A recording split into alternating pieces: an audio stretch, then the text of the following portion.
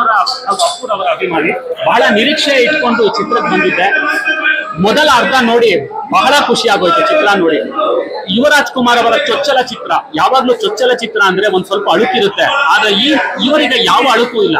ಬಹಳ ಆತ್ಮವಿಶ್ವಾಸದಿಂದ ತೆರೆ ಮೇಲೆ ಕಾಣಿಸ್ಕೊಂಡಿದ್ದಾರೆ.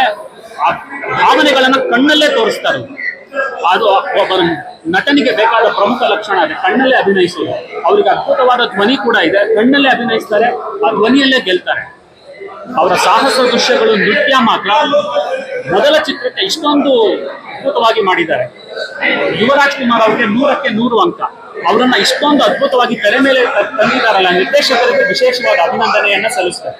ಇವತ್ತು ಒಂದು ಕ್ಷಿಪಣಿ ಉಡಾವಣೆಯಾದಂತಹ ಒಂದು ಅನುಭವ ಆಗ್ತಾ ಇದೆ. ಇದು ಗುರಿ ಮುಟ್ಟುತ್ತೆ, ದೀರ್ಘಕಾಲ ಸದ್ದು ಮಾಡುತ್ತೆ. ಕುಟುಂಬ ಪ್ರೇಕ್ಷಕರಿಗೆ ಇದು ಬಹಳ ಉತ್ತಮವಾದ ಒಂದು ಸಂದೇಶ ಕೂಡ ಇದೆ ಚಿತ್ರದಲ್ಲಿ. ಎಲ್ಲರೂ ಬಂದು ನೋಡಬೇಕು. ಖಂಡಿತವಾಗಿಯೂ ಯುವರಾಜ್ ಕುಮಾರ್ ಇವತ್ತಿನ ಕನ್ನಡ ಚಿತ್ರರಂಗದಲ್ಲಿ ಏನು ಒಂದು ಯಥಾಸ್ಥಿತಿ ಇತ್ತು, ಆ ಯಥಾಸ್ಥಿತಿಯನ್ನ ಅಲುಗಾಡಿಸಿ ಒಂದು ಹೆಸರನ್ನ ಮಾಡ್ತಾರೆ. ಅವರದ್ದೇ ಹೆಸರನ್ನ, ಅವರದ್ದೇ ಛಾಪನ್ನ ಬರ್ತಾರೆ ಅನ್ನೋದು ಚಿತ್ರ ನೋಡಿದ್ಮೇಲೆ ಗೊತ್ತಾಗುತ್ತೆ.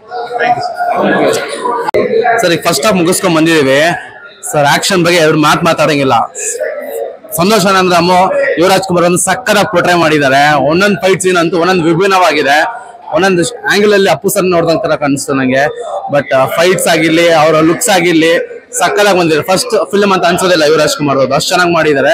ಸೊ ಸೆಕೆಂಡ್ ಹಾಫ್ ಗೆ ತುಂಬಾ ಎಕ್ಸೈಟ್ ಮಾಡಿದ್ದಾರೆ. ನಿಜವಾಗ್ಲೂ ಆಂಗರ್ನೆಸ್, ಕಾಲೇಜ್ ಸ್ಟೂಡೆಂಟ್ ಲುಕ್ ಸಕ್ಕತ್ತಾಗಿ ಪೋರ್ಟ್ರೇ ಮಾಡಿದ್ದಾರೆ. ಸಕ್ಕತ್ತಾಗಿ ಮಜಾ ಬಂತು ನೋಡಿ. ಫ್ಯಾನ್ಸ್ ಗಂತೂ ಹೇಳ್ ಮಾಡ್ತಿದ್ cinema debut. Even first song also too good, top notch. Actions ಆಗಿರ್ಲಿ, ಡ್ಯಾನ್ಸ್ ಆಗಿರ್ಲಿ, ನಾನ್ ಚಾಕ್ ಸೀನ್ ಅಂತೂ ಎರಡು ಕಣ್ ಸಾಲ್ತು ನೋಡಕ್ಕೆ. ಫುಲ್ ಮಜಾ ಬಂತು ಸರ್. ಪೈಸಾ ವಸೂಲ್ ಫಸ್ಟ್ ಹಾಫ್. ಡ್ಯಾನ್ಸ್ ಅಂತೂ ಸಕ್ಕತ್ತಾಗಿ ಮಾಡಿದ್ದಾರೆ.